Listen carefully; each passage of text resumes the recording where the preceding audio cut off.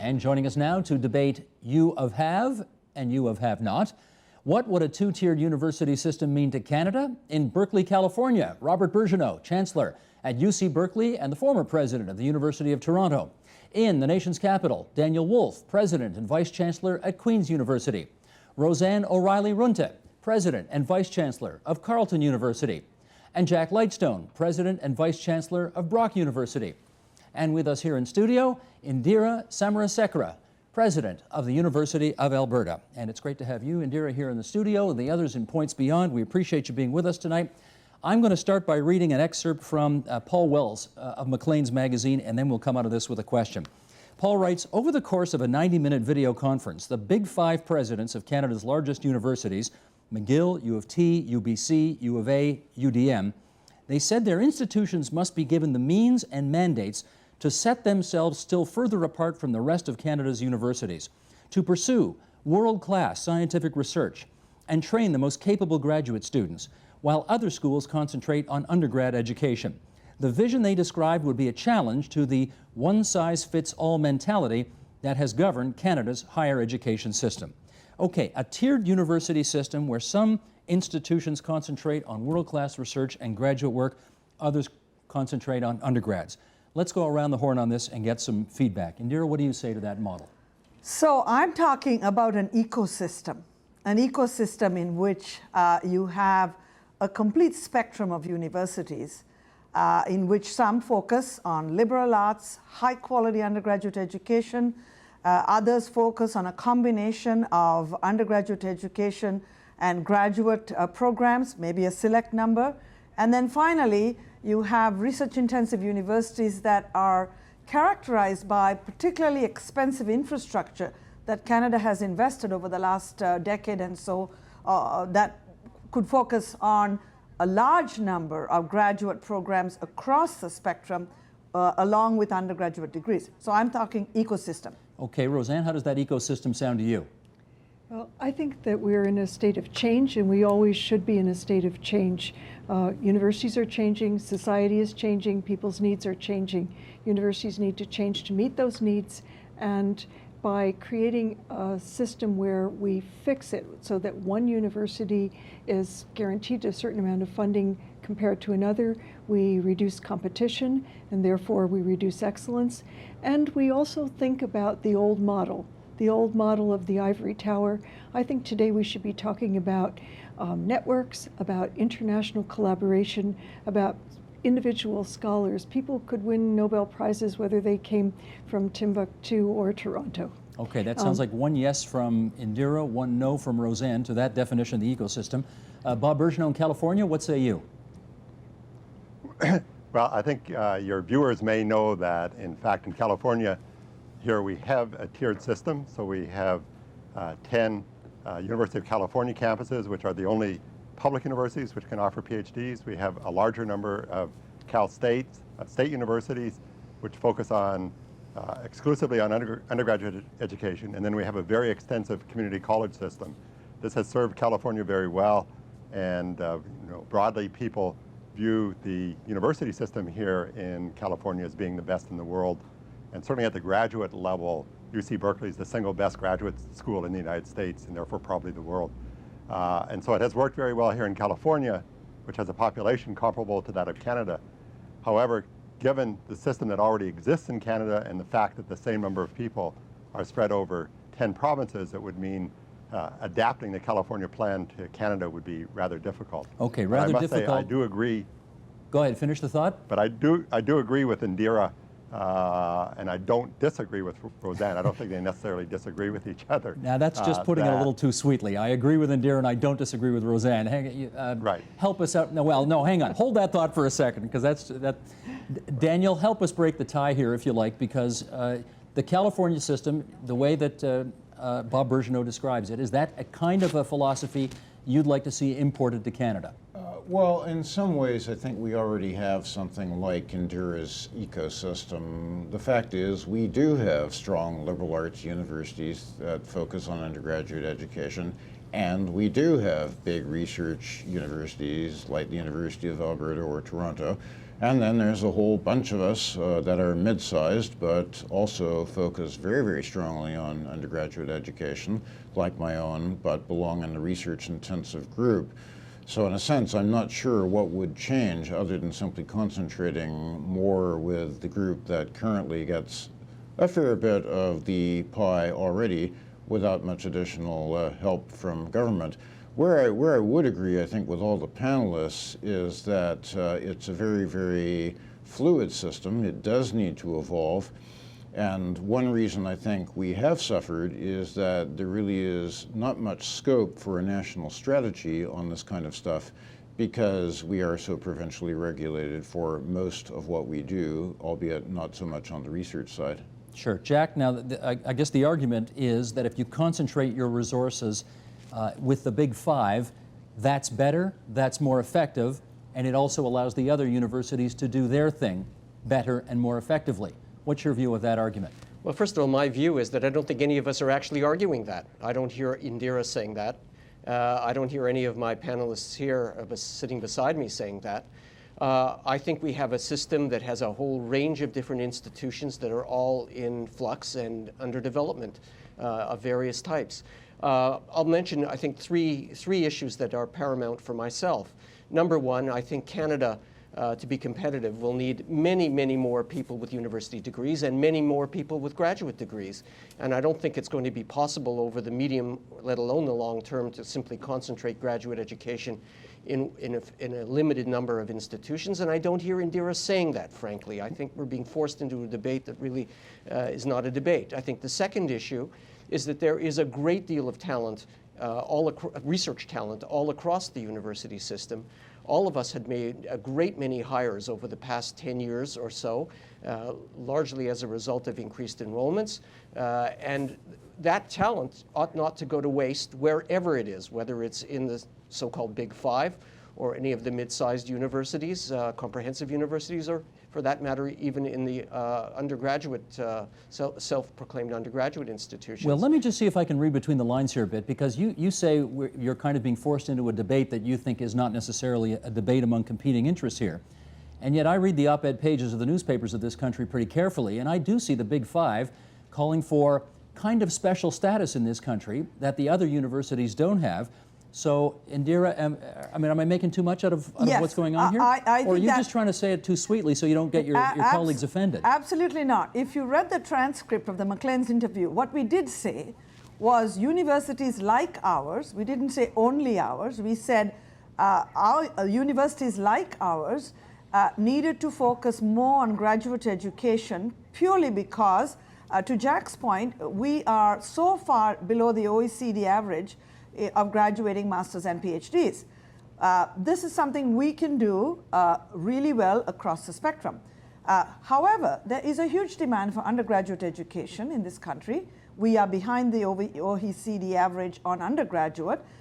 So we have to design a system, a national strategy of how we distribute effectively the growth needed both in undergraduate and graduate in a way that makes us globally competitive, but most importantly, true generators of innovation that will provide competitiveness. Well, that's the crux of the debate. All right, let me follow up with Bob Birgeneau on that then. You're talking about a national strategy, but Bob Birgeneau, you're right. This is an area of our country. These institutions are all provincially regulated. How do you get a national strategy when you got 13 different levels of government going off in potentially different directions?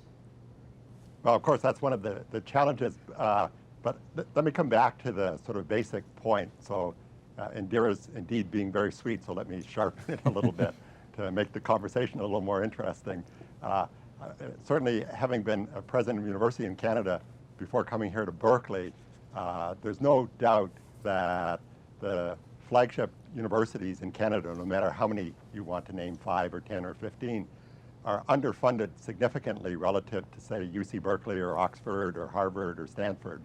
And Canada, in my opinion, needs to have a number of universities which are truly competing with on a level playing field.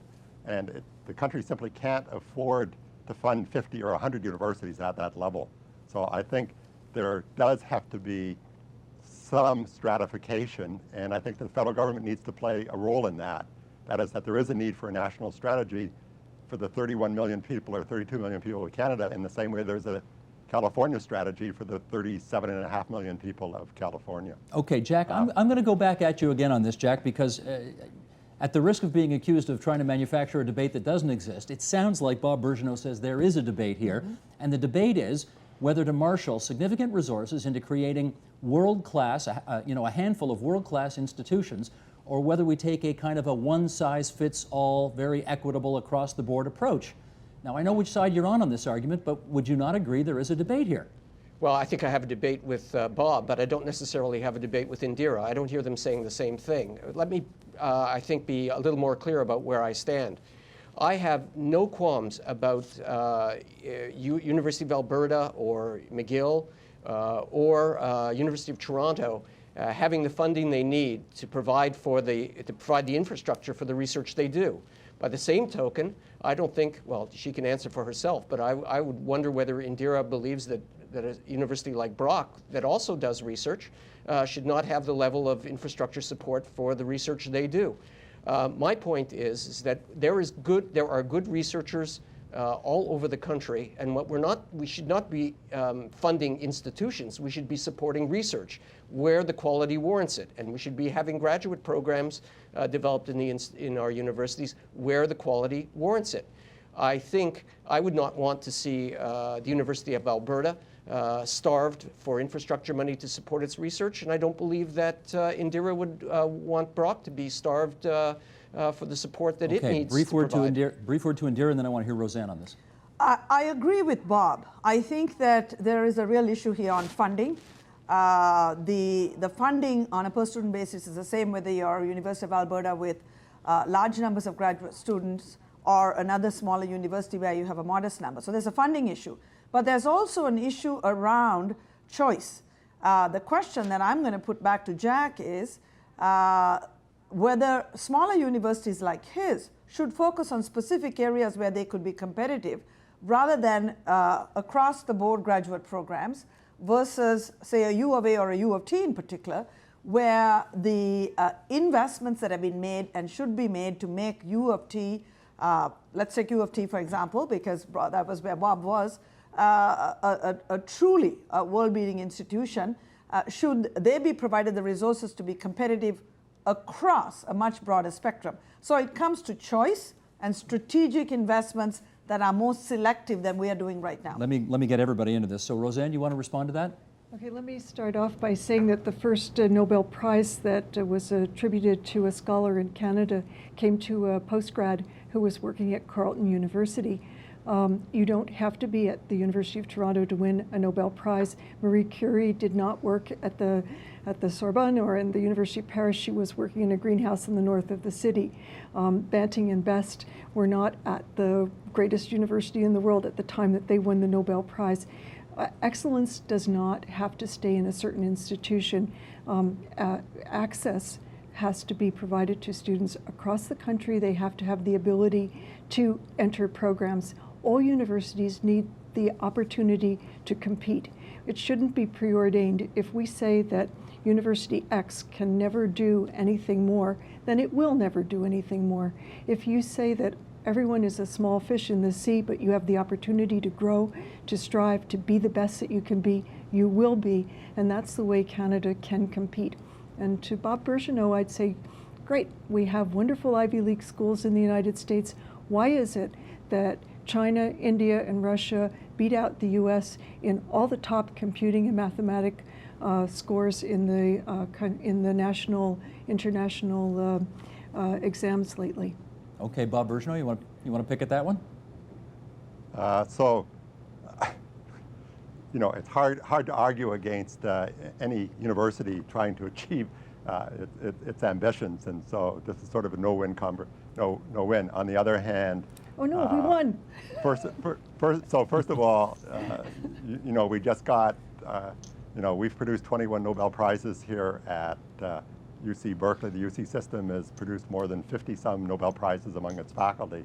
So manifestly, a tiered system has some benefits. UC Berkeley produces more PhDs than any other university in the world. And equally importantly, more of our undergraduate students go on to get PhDs than any other university in the world. And Canada has a drastic need, as we've heard, for more graduate degrees at the master's and PhD level. So University of California system is a proof that a tiered system works. It generates Nobel Prize winners, as I said, more than 50 of them, not 1 or 2 or 3 or 4. And it generates phenomenal number of both very talented undergraduates and very talented graduate students. And you know, whether it's University of California or Oxford or Cambridge or Stanford that you talk about, these are the universities that Canada is competing with. Okay, let me put up this chart here if I can. We've got, you know, take this for what it's worth, but let's bring this chart up. One of the arguments in favor of changing the system to a tiered university system is that it would help our institutions in the global rankings. Here they are, courtesy of the Times Higher Education World University Rankings Report. Harvard, first this year, first last year. Cambridge, second and third. Yale, third, and then second last year. And then here's McGill, which is our top Canadian university on this list, coming in at 18th this year, a little better than last year. University of Toronto at 29th, much better than last year. There's UC Berkeley, 39th, about the same, a little worse than last year. University of Alberta, 59th, up significantly from last year. Now, Daniel Woolf, when you look at those numbers, what do you infer from that? Well, first of all, Steve, I tend to be deeply skeptical about these exercises, and I must say one of the worries I've had over the last several years is watching universities just chase rankings for the sake of rankings. I'd like to shift the discourse a little bit, because one of the things that I think is wrong with this discussion is it's putting undergraduate and graduate as if they were entirely different orthogonal things, when in fact one has a very, very rich undergraduate experience precisely where one does have a good graduate content. And I know at all the schools I've been at, including Alberta, that the undergraduate experience was enriched by the graduate, and indeed vice versa. So I think it's a little bit of a mistake to try and paint this as graduate versus undergraduate, and that is not a tiering that I think would be particularly useful, particularly at schools that do both very, very well. Indira? So, Daniel, sorry to disagree with you slightly on this. If you look at the United States, there are liberal arts universities, liberal arts colleges that provide an outstanding undergraduate education that focus on undergraduate education. For undergraduate students who want a research-intensive experience, they will get it at places like Berkeley, where the mix between undergrad and grad students is a favorable number. If you take Berkeley, I think it's about 3 undergrads versus 1 graduate student. There is no Canadian university that's approaching that number across the board. So the real challenge we have in Canada, whether it's U of T or U of A, and I don't know what the number is at Queen's, we are sort of somewhere between 4 and 5 undergrads per grad student. So the argument that I think the 5 of us launched was that a select number of Canadian universities should have a rich research culture where you have that kind of appropriate balance of grads to undergrad, so the experience that you're talking about is realized for the undergraduate student, while for those who are not interested in a research-intensive experience can go to a first-class, superb undergraduate university, whether it's Saint of FX or Mount Allison or Brock. Daniel, you want to come back at that? But I think, Indira, that one of the differences is precisely what you said, that this is the American model. In Canada, I think it's a very, very different environment. We don't have the public and the private. We have far fewer institutions than throughout the United States. So granted, I think that system has worked well with a much bigger population in the United States. And I would also concede that there are indeed very, very good undergraduate schools, small ones in Canada as well. But I dare say that all of them have research aspirations, and that undergraduate experience has been enriched by that. So I take the point on the American system, but I think it's a very, very different system, and push back a little on the idea that we should necessarily evaluate ourselves or by that standard, or indeed seek always to emulate it. Jack Lightstone, are those rankings important? Well, it depends. I don't think the rankings are necessarily as important as people make them. There are so many different studies done of quality of university education. The Globe and Mail, the NSSE, the National Survey and Student Engagement, and so on. And I don't think we can take any one of these as an indicator of the picture. But let me come back to something else that has been said, and to dovetail with something Daniel has said. Look, Canada made an enormous, I would say, investment in talent over the past 10 years. And that talent doesn't reside only in 5 or 10 or 13 universities. That talent resides in many more than that. And it is a waste of that investment not to allow that talent to develop to its full potential. Here, I can speak for my own institution. We've had a very long tradition of excellent undergraduate education, and by the way, of involving undergraduates in research. Excuse me, my earpiece is falling out. And now I would say that our education is even greater enhanced by the fact that we've gone to about 40 graduate programs from 6 graduate programs. And our TAs are increasingly, our teaching assistants in undergraduate courses are increasingly graduate students. And I think that has been good for us. And I think it's good for our region, which leads me to yet one more point. And that is that outside of the large cities of Canada, like Toronto or Vancouver, or Montreal, our regions, in my case the Niagara region, really depends upon the development of our research capacity in a number of areas in order to help the economy transform itself from a largely traditional manufacturing economy to a knowledge economy. We are called upon to be the driver of transformation in our region. And true, we may not have graduate programs in every field. We may not have PhDs in every field. I get you, I get you. But we need a significant number of graduate programs and a critical Jack, mass of let me go to Bob Birgeneau on this. I hear you. A number of areas. Jack, your earpiece fell out and role. you can't hear me cutting you off, but I got to cut you off because we're running short on time and I want to hear Bob Birgeneau on this. There's an old expression in politics, you know, where you stand depends on where you sit. And I want to know whether you believe that the university presidents in this country who are opposed to a potential tiering are opposed because they're just simply defending where they sit. Well, so first of all, you know, no matter what university I was president of, I would be advocating for that university. So you know, I don't blame anybody for taking the position that they take, and the arguments are persuasive. I think a different way of posing the question might be, suppose the federal government of Canada was to decide that it was going to invest another $500 million a year in universities. Should that $500 million be distributed uniformly over the entire country, or should they pick 10 universities and give them $50 million each and say, you know, which is what Germany has done, by the way, and say that, you know, we're going to enable those universities to try to compete more effectively at an international level. And so it's not useful if you talk about taking things away from people or limiting people's aspirations. No, I understand. You know, I think an interesting So if way to pose it is, you know, should the federal government of Canada be prepared to make an additional investment in its flagship universities? My view is yes.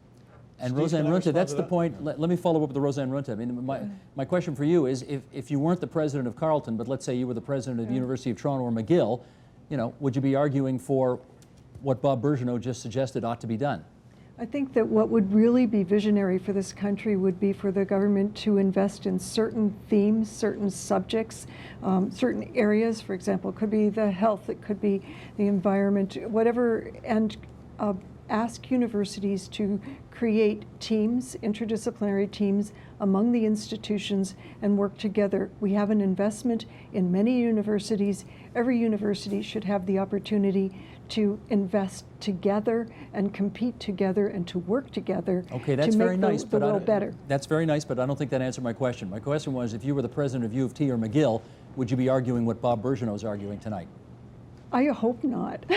In fact, if I were the president of U of T, I would forget to mention that Google, one of the largest companies in California, had to come to Carleton to hire 3 vice presidents. Indira? Well, I think what Bob is suggesting, I would add a twist to that, Bob. I think what's important is to ensure that that $500 million was distributed very competitively. But the criteria on which the universities were allowed to compete were clearly set. So for example, you could compete in, say, a area if you had already established that you were world-class in that particular area and that you had the world-class infrastructure to support graduate education in that area.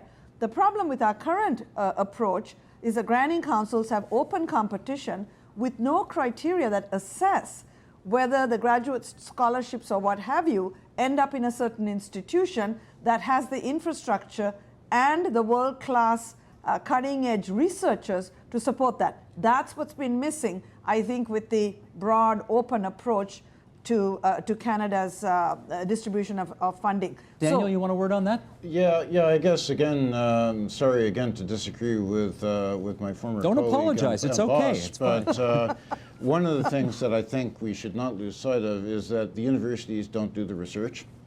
We're the envelope, the bucket into which the money comes. The researchers do the research. And they are at a whole bunch of different institutions. And where the money should go is quite simply to excellence. And you have excellent people at all manner of different institutions. I quite agree that there's differentiation. Any university, whether it's large, small, or medium size, is going to have really, really strong units, and within that, really, really strong researchers, and those who are less strong. So we already do differentiation within, but let's remember that it is the professors and the graduate students, and sometimes the undergraduates, who are carrying out the research, not the universities. Okay, let me get Bob Birgeneau in here. We got about 5-6 minutes left, and Chancellor, I want to take advantage of the fact that you worked down there, but did work up here for one of the so-called elite universities up here, University of Toronto, to start off, I guess, a final area for some discussion tonight. We're Canadians. As Canadians, we are sometimes culturally very uncomfortable talking about elitism.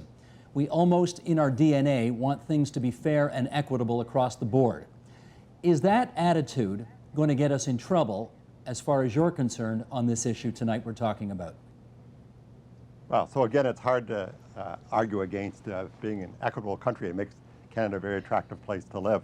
I think Indira said it very well, and it's implicit in what I said, which is that you can be equitable. The equitability has to be based on some sort of meritocracy, in the sense of assessing, what people can actually contribute. No one's mentioned indirect costs here, but if the federal government simply paid the full cost of research, I think this issue would just resolve itself automatically. So no one's going to argue against equitability. On the other hand, as I said, if you have a significant number of resources, and if those resources are distributed absolutely uniformly, not on the basis of merit, then the resources are not going to be well spent. Roseann, Runta, is there is there an elitism argument here that some Canadians will simply find uncomfortable to deal with? I think the argument is that universities are underfunded and we all need adequate funding, and that's the question that we're dealing with right now. And it's not elitist, it's a strong investment in our future to fund people in every area of the country so that they have the opportunity to compete. But given the fact that resources are finite and you've got to make some tough decisions, does it make more sense to put more of your eggs in baskets that you think can be world-class as opposed to not? I wonder if I could, okay, I'm sorry. Okay, go ahead. Let me come back to your question about the $500 million and where it should go, and let me dovetail off something that Bob said. And that is, if you took the $500 million and injected it into the indirect costs program, I think the issue would indeed resolve itself, because the issue here is not elitism. The issue here is supporting quality and excellent activity wherever it may be. If there's more of it at the U of T, then they will get more indirect cost support for the costs that they bear for supporting this research.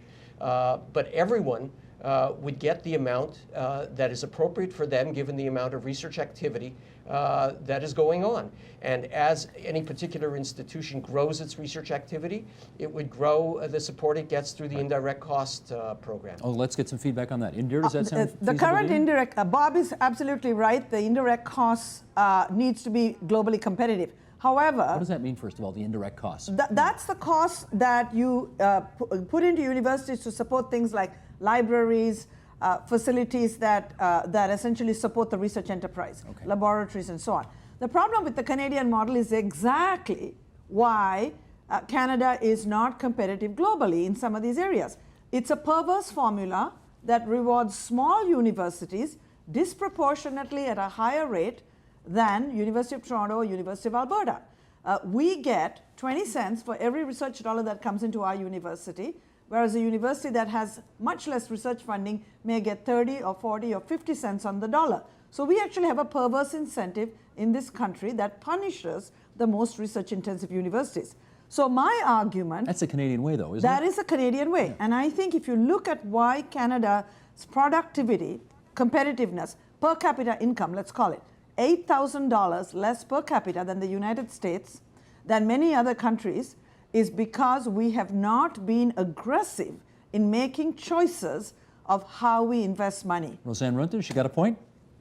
Actually, I have never heard that statistic before. I'd have to give that some consideration, but I do believe that if we wanted to make this country more productive, we should invest in our universities, that it is in each region that we need to direct our investment, not just to certain large cities.